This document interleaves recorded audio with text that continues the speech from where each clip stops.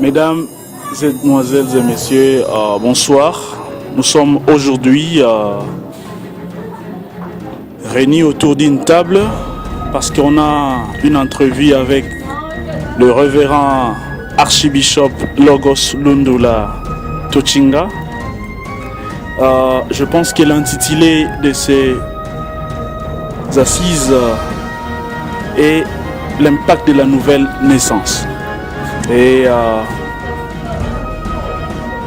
de ces faits, nous allons écouter et être édifiés par le message que nous apporte le révérend Logos.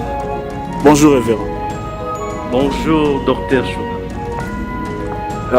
Je suis très ravi de vous avoir autour de cette table ce soir, parce que ça fait tellement longtemps qu'on a pu vous recevoir dans nos... ou sur des pierres, peu importe la puissance du vent, elle ne peut jamais tomber.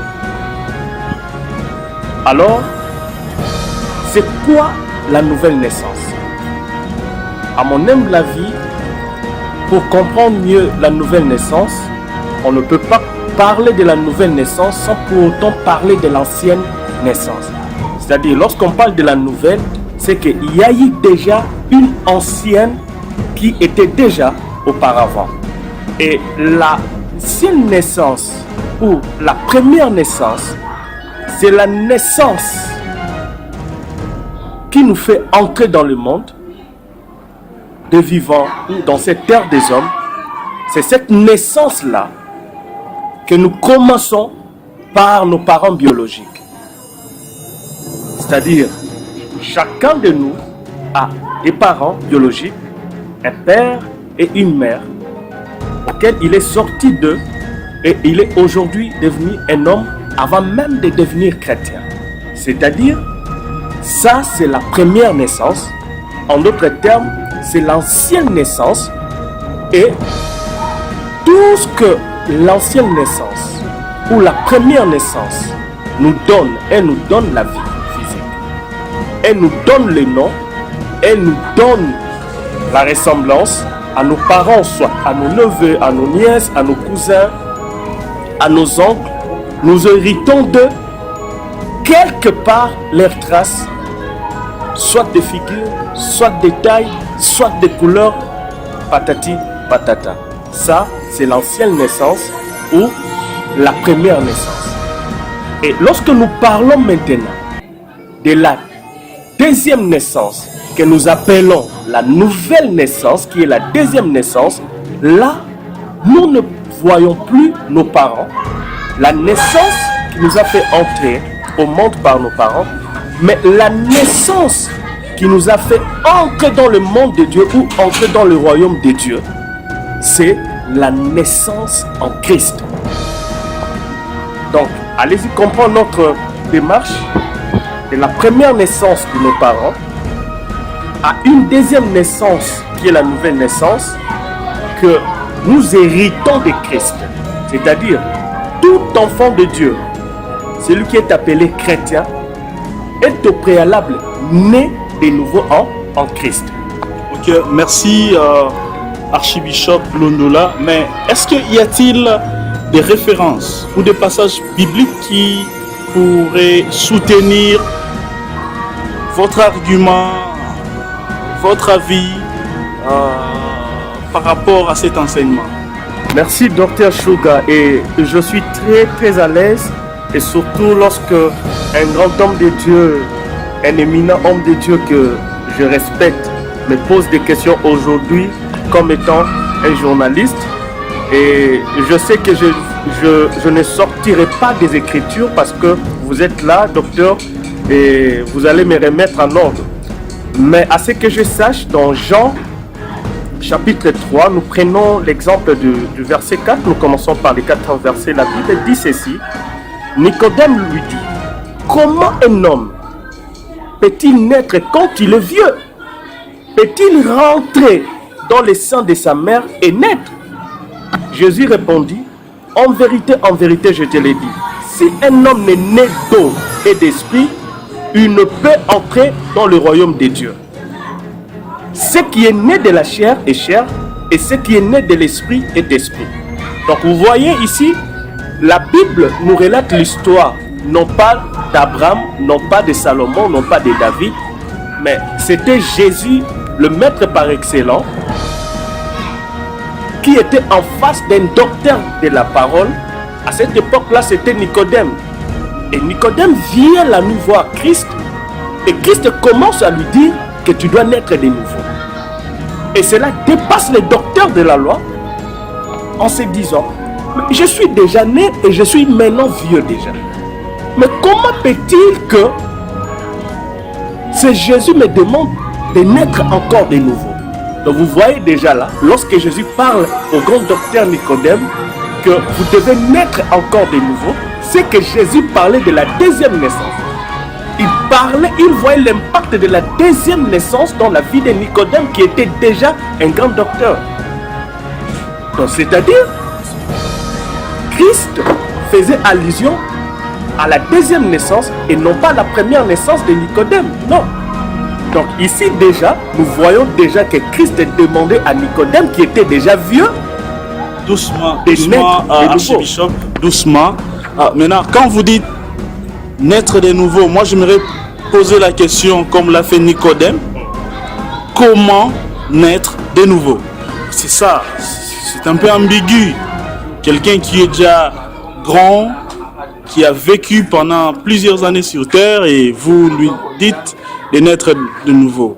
Comment cela peut-il être possible? Jésus répond clairement ici. Il n'y a pas d'ajout, il n'y a pas de retrait. Il dit dans verset 5, Jésus répondit, en vérité, je te le dis, si un homme n'est né d'eau et d'esprit, premièrement, il doit naître d'eau et deuxièmement d'esprit. Il peut entrer dans le royaume de Dieu. En fait, le grand problématique avec la nouvelle naissance, c'est quoi? C'est qu'il y a déjà une récompense qui nous attend, c'est-à-dire le royaume de Dieu qui nous attend. Mais avant d'y accéder, il faut que la personne puisse naître de nouveau. Là, on parle de la nouvelle naissance. Et quelles sont les conditions pour naître de nouveau? C'est simple. C'est simple comme bonjour. Christ dit, il faut naître d'eau et d'esprit. Et quand on parle d'eau, on voit déjà la parole. C'est-à-dire, un homme doit accepter la parole. Il doit faire conformer sa vie à la parole de Christ. Lorsque cette parole est en vous maintenant, et en deuxième lieu, vous avez maintenant l'Esprit de Christ en vous, qu'on appelle le Saint-Esprit, en ce moment-là, vous êtes déjà né de nouveau. C'est-à-dire, dans ta vie physique, on verra que tu es conforme à la parole de Christ, aux enseignements de Christ. Et deuxièmement, ce qui peut te faire te donner le visa, ou soit le cachet de Dieu en vous, c'est le sceau du Saint-Esprit en vous. Lorsque ces deux éléments se retrouvent en vous, vous remplissez déjà les conditions pour naître de nouveau. Et en d'autres termes, naître de nouveau veut dire simplement, dans la formule simple, accepter Christ comme son Seigneur et Sauveur. Et dans ce même passage, vous verrez que dans le verset 16, la Bible dit « Dieu a tant aimé le monde qu'il a donné son Fils unique afin que quiconque croit en lui ne périsse pas, mais qu'il ait la vie éternelle. » Donc, on ne peut pas avoir la vie éternelle sans que la personne puisse au préalable naître de nouveau. Donc, la vie éternelle vient après l'acte ou l'action de naître de nouveau. Merci, archibishop. Vous aviez été très brillant dans votre exposé. Mais j'aimerais comprendre une chose. Où est la place du baptême d'eau? Ça intervient où dans la nouvelle naissance? Est-ce que peut-on aussi dire que le baptême d'eau a une place, a un rôle à jouer dans la nouvelle naissance? C'est ça la question. Vraiment, docteur, c'est une question très très bien posée. Et je redis encore que je me sens à l'aise que vous me posiez des questions parce que vous avez l'esprit vraiment de l'écriture. Au fait, lorsqu'on parle, s'il faut parler du baptême, le baptême, c'est parmi les sacrements, comme on dit, de la vie chrétienne. C'est-à-dire, ce sont des choses que nous, étant des chrétiens, nous devons respecter et appliquer. Oui, mais à mon humble avis, je crois que le baptême d'eau, c'est un simple symbole qui veut dire simplement je prends l'engagement solennel en force, en face des hommes, en face de Dieu. Aujourd'hui, je m'engage à Dieu, à servir Dieu ou à servir Christ. Cela peut intervenir après qu'un homme puisse donner sa vie ou livrer sa vie en Christ et que le Christ puisse devenir le Seigneur et le Sauveur de sa vie. Mais lorsque je parle aussi du Seigneur et Sauveur de la vie d'une personne, il y a aussi le boire et à manger dans ça. Et lorsque j'observe l'église du Congo, vous verrez beaucoup de gens viennent en Christ simplement pour que le Christ soit leur sauveur. Peut-être qu'il avait une maladie et qu'il cherche la guérison par rapport à sa maladie. Au Congo, il y a beaucoup qui acceptent Jésus, non pas comme leur Seigneur, mais ils acceptent Jésus comme leur sauveur. C'est cela aussi le problème.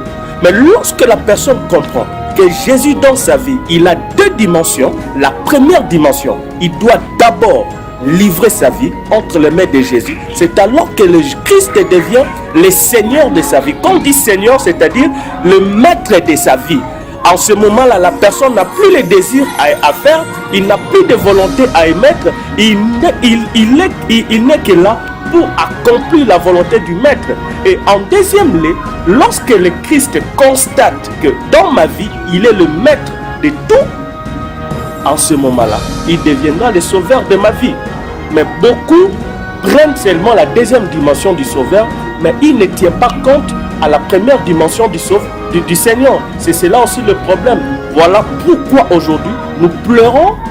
Voilà pourquoi aujourd'hui l'Église se dit qu'il n'y a plus la puissance, il n'y a plus le miracle véritable. Pourquoi? C'est dans ce problématique que les chrétiens fondent leur foi. Ils ne comprennent pas ce que c'est la nouvelle naissance et son impact. Donc il faut rentrer d'abord et vérifier d'abord si réellement il y a eu la nouvelle naissance dans la vie des chrétiens. Parce que c'est là où le bas blesse. Lorsqu'on est chrétien frauduleusement, le royaume des cieux n'est pas pour toi. Merci Archibishop. On vous suit, vous êtes clair dans vos propos et très précis. Mais j'aimerais savoir, vous aviez utilisé un adverbe frauduleusement. J'aimerais comprendre quelles sont les étapes d'une vraie conversion. Quelles sont les étapes d'une bonne nouvelle naissance?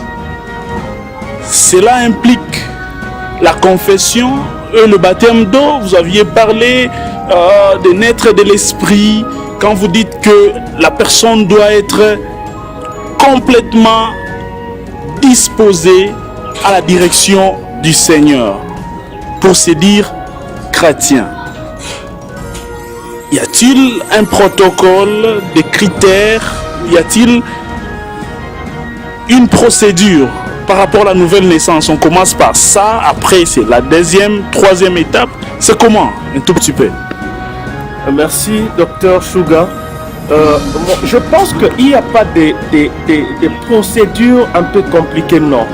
Il y a simplement, lorsque par exemple, un homme veut marier sa femme, ils vont commencer par une aventure, mais lorsque il décide de prendre cette femme en mariage, c'est d'abord la prise de conscience de ce qu'il veut. C'est la première des choses. Ce qui compte pour devenir un véritable chrétien, c'est d'abord la prise de conscience. C'est-à-dire l'homme comprend que je suis en face d'un être qui est plus supérieur que moi, qu'on appelle Dieu. Et ce Dieu-là a un nom, et ce nom-là, c'est le nom de Christ. Et ce monsieur qu'on appelle Christ est venu sur la terre pour nous sauver, nous qui étions autrefois des pécheurs. Lorsque la personne a cette prise de conscience, cela va lui pousser à prendre maintenant l'engagement avec Christ. Et cet engagement-là, il n'y a pas de dossier à déposer, il n'y a pas de formulaire à remplir, cela existe seulement le cœur. l'engagement du cœur. C'est-à-dire où l'homme s'est dit par sa propre conscience et il livre son cœur à Dieu. Il dit non, cette fois-ci, ou maintenant je comprends que je dois donner ma vie à Christ. Et lorsqu'il dit, il prononce cela en lui-même. Il dit, j'accepte Christ comme mon Seigneur et Sauveur. Et c'est fini. Là, vous êtes en train de parler de la confession. J'aimerais que vous puissiez éclairer l'opinion. Nous sommes dans quelle étape? Vous êtes en train de parler de la confession. Donc, la personne confesse de sa bouche que Jésus-Christ est son Seigneur et son Sauveur. Il accepte, il donne sa vie entre les mains du Seigneur. Oui. Et quand est-ce qu'intervient le baptême d'eau? Le baptême d'eau intervient juste après. Ça peut être demain ou le lendemain ou soit même après 2 mois. Mais la chose la plus essentielle, c'est d'abord cet engagement-là. De confession. De confession. Je confesse même dans ma propre chambre. Après avoir écouté l'enseignement de Christ, je comprends que je dois donner ma vie à Christ. Pourquoi? Parce que le Christ est venu pour nous sauver. Il a sacrifié sa vie sur la croix pour nous sauver.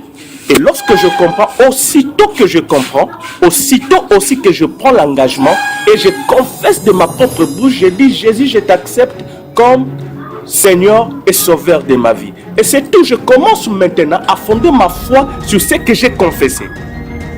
Ok. C'est cela. Il n'y a pas de formulaire à remplir physiquement ou des efforts à faire ou à fournir, non. On vous a bien compris, monsieur l'archibishop, mais j'aimerais maintenant comprendre quelque chose. Pas seulement moi, même les auditeurs qui nous suivent en ces moments ont besoin de comprendre l'avantage qu'apportent ces changements de confession, ces changements de direction que peut prendre une personne sur la terre en acceptant Jésus-Christ. Donc nous voulons parler de la deuxième partie, de l'impact. Quel est cet impact du deuxième naissance? Merci, docteur Sugar. Je vais lire un verset. La Bible dit ceci. Dans Jean toujours chapitre 3, le verset 16, la Bible dit Dieu a tant aimé le monde qu'il a donné son Fils unique afin que quiconque croit en lui ne périsse pas mais qu'il ait la vie éternelle. Ici, bien-aimés dans le Seigneur, vous qui nous suivez, la Bible ne dit pas qu'après avoir jeûné 45 jours, 21 jours ou 100 jours de jeûne. Non, non. La Bible dit simplement Dieu a tant aimé le monde. C'est-à-dire, Dieu nous aime plus que tout. C'est sa démarche, c'est sa propre démarche. Et la démarche de l'homme, c'est simplement de croire. Si tu crois, tu es automatiquement sauvé. En d'autres termes, tu es déjà enfant de Dieu. Et quand nous parlons maintenant de la deuxième partie, qui est l'impact de la nouvelle naissance dans la vie d'une personne, il y a ceci. La première des choses, ou ce qui fait l'impact premièrement, cela te donne d'abord l'identité d'un enfant de Dieu. Tu marches dans le monde, mais la Bible dit, vous êtes dans ce monde, mais vous n'êtes pas de ce monde. Je vis dans le monde où il y a beaucoup de péchés, où je peux aussi trébucher, mais cela n'enlève pas cette identité de l'enfant de Dieu que je suis déjà. C'est la première impact. Elle nous donne d'abord l'identité des enfants de Dieu. C'est-à-dire, tu deviens enfant de Dieu, non pas par élection, non pas par votre sainteté, c'est par la volonté de Dieu, par son pouvoir. Car la Bible dit dans verset 16, il a donné le pouvoir de devenir qui? Enfant de Dieu. C'est-à-dire, on n'est pas enfant de Dieu par la volonté de nos parents, mais nous sommes enfants de Dieu par la volonté de Dieu lui-même et par le pouvoir de Dieu. Qu'est-ce que nous voyons aujourd'hui?